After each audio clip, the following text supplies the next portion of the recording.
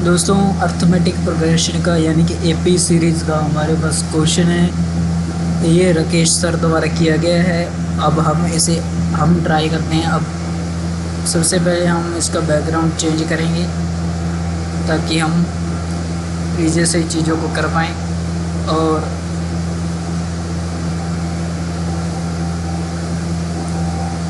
I hope आपको दिखाई दे रहा होगा।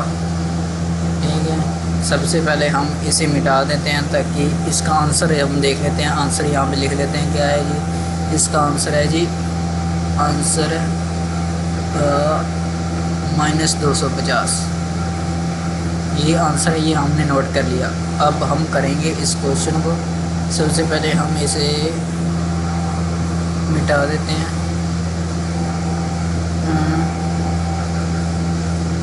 अबे यार को तो चलिए सम करते हैं।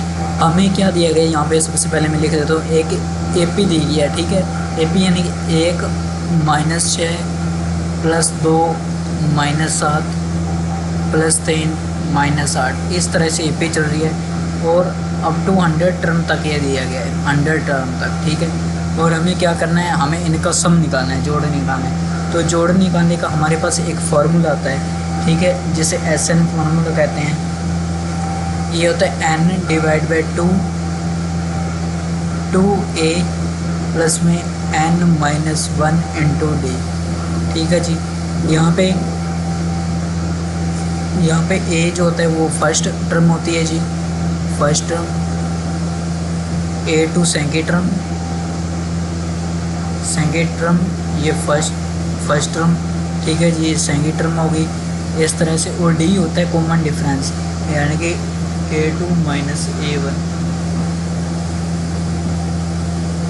ठीक है, और d हो गया। अब हमें ये सोल्व करना है। अब यहाँ पे सिंपल हमसे सोल्व नहीं हो पाएगा, तो हमें या दो तरीके हम यहाँ पे ले सकते हैं। क्या? एक तो हम ये देख रहे हैं कि एक सीरीज़ ये बननी है 1 + 2 + 3 प्लस, यानी कि 1 + 2 + 3, इस तरह से जाएंगे। और एक ये बन रही है -6 - 7 -8 -6 -7 -8, इस तरह से। और यहाँ पे 100 टर्म हैं और 100 टर्म है, यानी कि ये दो भागों में बट जाएगी, एक इसमें, यानी कि 50-50 टर्म आएंगी। तो इन्हें अलग अलग लेके हम 50-50 टर्म के हिसाब से सोल्व कर पाएंगे। नहीं तो एक सुंदर तरीका क्या है, हम क्या ले सकते हैं कि हम इनको मिला के एक ही सीरीज़ बना लें। तो मिला के अगर एक ही सीरीज़ बना लें, जैसे 1 6 2 -7 + 3 -8, इस तरह से है। ठीक है, तो क्या करेंगे हम? अब मैं यहाँ पे देख रहा हूँ, इसे मैं जोड़ दूँ तो यहाँ पे -5 आएगा। इन दोनों को जोड़ दूँ तो 7 -5। ठीक है, और इन दोनों को जोड़ दूँ तो -5 आएगा, इस तरह से। और ये करते करते कितनी है जी? कितनी आएगी? अब हर एक सीरीज से हमारे पास, यानी कि 2 पद से हमारे पास 1 निकले के आ रहा है, 2 से 1 निकले के आ रहा है। तो 100 है, 100 से कितनी 50 आएंगे। तो इन्हें जोड़ना है, -5 है, तो है टर्म कितनी है? 50। तो गुना कर देंगे तो 5 × 25, और ये माइनस का -250 हमारा आंसर हो जाएगा, ऑप्शन नंबर 1। ठीक है जी। एक और क्वेश्चन है हमारे पास, ये वही सेम एसटीज हो गया। अगला क्वेश्चन देखते हैं।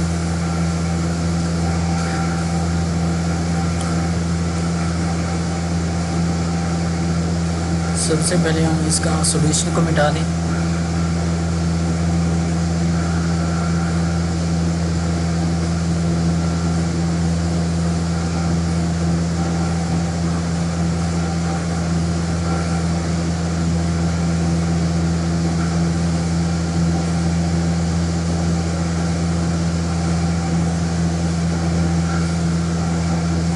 In the ninth term of an AP0, then find the ratio of 29th term and 19th term. देखो दोस्तों यहाँ पे अगर मैं आपसे कहूँ कि 10 टर्म यानी कि फर्स्ट 10 टर्म का जोड़ लगाइए तो हम 10 ऐसे लिखते हैं, ठीक है। इसका मतलब होता है a plus n-1 into D, ठीक है, यानी कि a प्लस n यहाँ पे 10 है तो -1 हो जाएगा, इंटू में d हो जाएगा, यानी कि a प्लस 9d, ठीक है। इसी प्रकार अगर मैं आपसे यहाँ से कहूँ, इसी प्रकार अगर मैं यहाँ से कहूँ आपको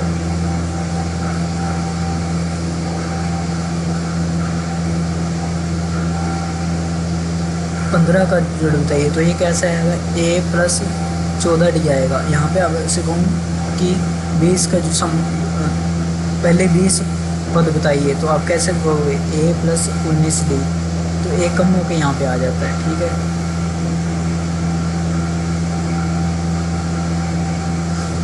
हमने क्या करना है, अब हमने निकालना है 29th टर्म 19th टर्म का रेशियो, यानी कि T29 और T19 का रेशियो।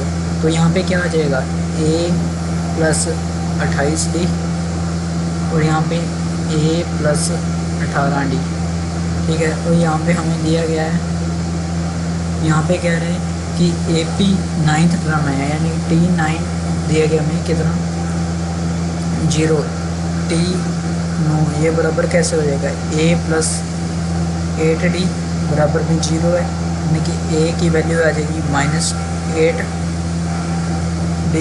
ठीक है जी, -8d। हमारा वो कहाँ गया था,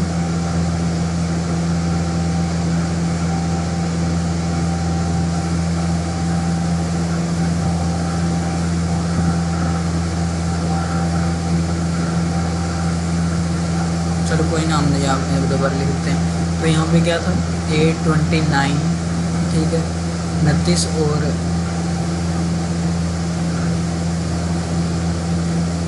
29 और T19 का रेशियो, तो a प्लस 28d और a प्लस 18d का रेशियो, a -8 प्लस 28d और यहाँ पे a -8 प्लस 18d, ठीक है जी, और ये आ गया। अब यहाँ पे हमें पता a की वैल्यू आ गई है, अब हम यहाँ पे a की वैल्यू रख देंगे, यानी कि -8 प्लस 8d बराबर 0 है, ठीक है। और ये इस साइड जाएगा तो 8 यहाँ पे लिख रहा हूँ, d बराबर a, ये प्लस का हो जाएगा, नीचे a गुना में है तो ये डिवाइड में आ जाएगा, तो d की वैल्यू 1 आ जाएगी। d की वैल्यू अगर 1 आ गई हमारे पास, d की वैल्यू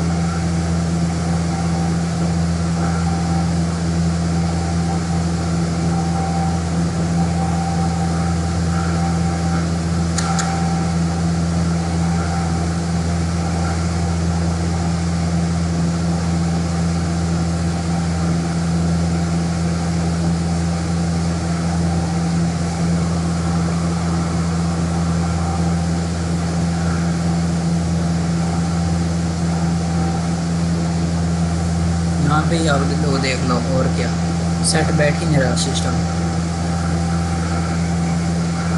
ठीक है जी। यहाँ पे यानी कि 1 आ जाएगी, वैल्यू 1 रख देंगे, d की वैल्यू अगर 1 रख देंगे तो ये -8 प्लस आ जाएगा, ये सामने दूसरी तरह का रखा है। और यहाँ पे अगर हम d की वैल्यू रख रहे हैं तो यहाँ पे 1 आ जाएगी, यानी कि -8 और 1 गुना 1 8 ही, और प्लस में 1 18 में से 8 गया 10 बचेगा, यहाँ पे कितना 28 में से इसकी 20 बचेगा, और ये हमारा 2:1 हमारे पास रेशियो आ जाएगा, ठीक है, 2:1 आ जाएगा हमारे पास रेशियो।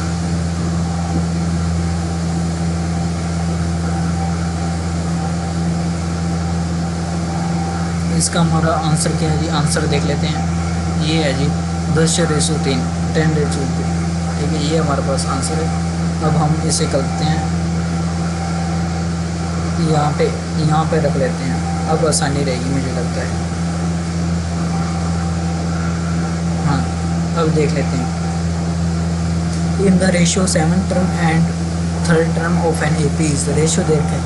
तो 7 टर्म यानी कि T7 और T3 का रेशियो हमारे पास दे रखे हैं 12 डिवाइड बाई 5, 12 डिवाइड बाई 5। अब हम इसे कैसे लिख सकते हैं, इसका मतलब तो यही है कि ए प्लस कितनी टर्म है जी 7, यानी कि 6D आ जाएगा, नीचे आ जाएगा ए प्लस 2D। ठीक है, अब क्रॉस मल्टीप्लाई करेंगे तो 5A प्लस 30D बराबर हो जाएगा 12A प्लस 24D। अगर हमारे पास ये आ गया है तो इस साइड करेंगे 12 में से आ जाएगा 7A और इस साइड जाएगा तो 30 में से क्या 6D। ठीक है, यानी कि A डिवाइड बाई D यानी कि 6 डिवाइड बाई 7 है, ये रेशो आ गया, ये हमारे पास रेशो आ गया। ठीक है, ये हमारे पास रेशियो आ गया। अब मैं एक बार यहाँ पे सफाई करेंगे, जगह बना लेते हैं। अब यहाँ पे हम रख सकते हैं।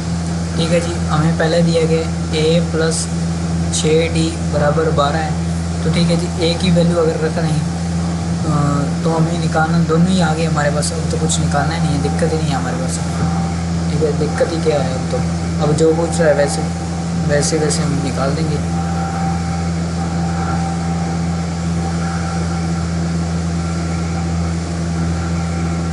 अब उसने पूछा क्या है, फाइंड द रेशो ऑफ 13 यानी कि A प्लस 12D और A प्लस 4 यानी कि 3D हो जाएगा।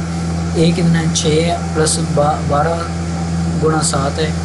ठीक है, और रेशियो 6 प्लस 3 गुणा 7 तो 1284, 6 ऐड हो जाएगा 90। ठीक है जी, और यहाँ पे देख लेते हैं 6 7 21 यानी कि 27 और 9 3 27 यानी कि 10 रेशियो 3 हमारे पास आंसर आ गया। 10 रेशियो 3 हमारे पास आंसर आ गया, कोई दिक्कत नहीं।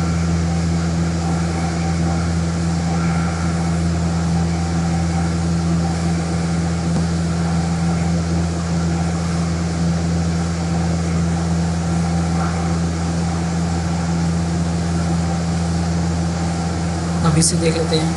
If 10 term of an AP is 10 more than 15 term यानी कि 10वां पद जो है उसके 5वें पद से कितना ज़्यादा है जी, more than term 10 more than 10 ज़्यादा है। ठीक है जी,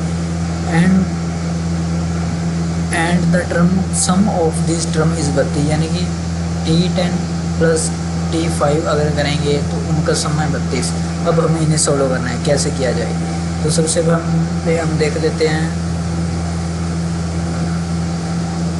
खोल लेते हैं इनको। यानी कि 10 का कितना होगा A प्लस 9D प्लस में प्लस नहीं माइनस है, माइनस ले लेंगे, माइनस A प्लस कितना है जी 4D आ जाएगा बराबर में 10 है। अब A plus 9D minus A minus 4D बराबर में 10 आ जाएगा। और यहाँ पे माइनस प्लस कट जाएगा, 9 में से 4 के 5 यानी कि 5D बराबर में आ जाएगा 10 और D की वैल्यू हमारे पास 2 आ जाएगी। यानी कि D की वैल्यू हमारे पास 2 आ गई। अगर D की वैल्यू हमारे पास 2 आ चुकी है, D की वैल्यू हमारे पास 2 आ चुकी है तो हम क्या करते हैं,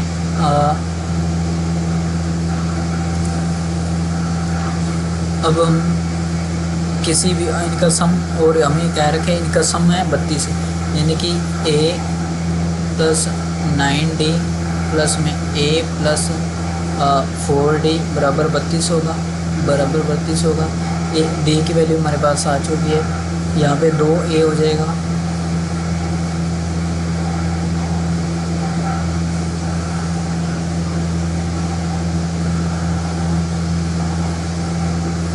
यहाँ पे 2A हो जाएगा और प्लस 13D बराबर 32। और हमें बोल रखा था कि D हमने निकाल लिया है यानी कि 2A प्लस 13 दूनी 26 आ गया और बराबर 32। अब इस साइड जाएगा माइनस होएगा, 6 बचेगा यानी कि A बराबर 6/2 हो जाएगा। 3 A की वैल्यू हमारे पास 3 आ गई, यहाँ पे लिख रहा हूँ A की वैल्यू हमारे पास 3 आ गई।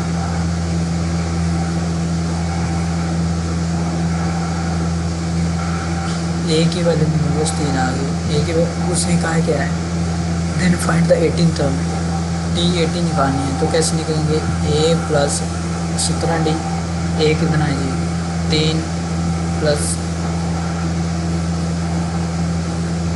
प्लस 17 गुना D 2, 34 प्लस 3 37 हमारे पास आंसर आ गया 37।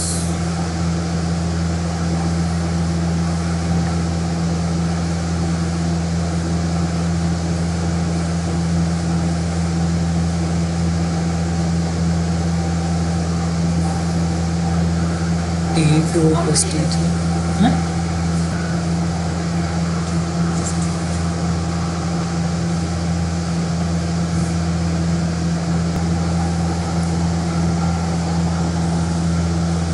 T2 प्लस T3 बराबर 8 है, ठीक है जी। और हमें भी दे रखा है T3 प्लस T7 14 है, और हमें निकालना है T11, ये हमें फाइंड करना है। देखिए जी इसे हम कैसे लिखेंगे, A प्लस 1D यानी कि D लिख सकते हैं, कोई दिक्कत नहीं, प्लस में A प्लस 2D बराबर में 8 है, 2A प्लस में 3D हो जाएगा, जोड़ेंगे तो 8, ठीक है। और यहाँ पे कितना है जी T3 यानी कि A प्लस 2D प्लस में A प्लस 6D बराबर में 14, 2A प्लस में 6 और 8D बराबर में 14 आ गया हमारे पास, ठीक है जी।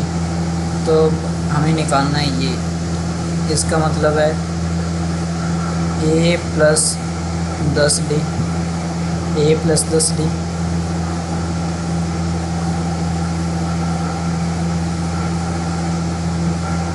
अब मैं एक काम करता हूँ,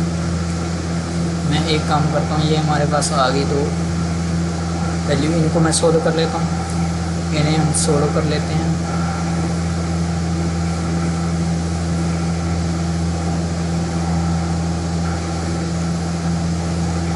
तो मैं इसमें से माइनस माइनस माइनस कर दूँ तो ये कट जाएगा, यहाँ पे -5D बचेगा, यहाँ में 6 बचेगा ना 14 में से, ठीक है जी।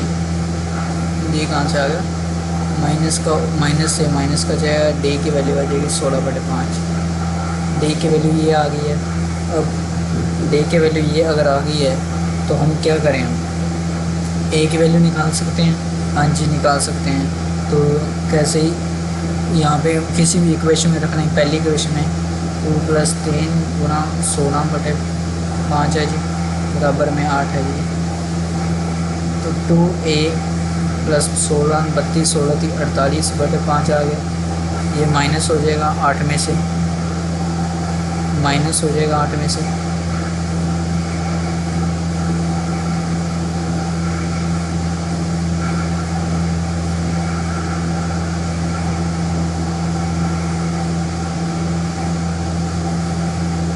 सोलह बटे 5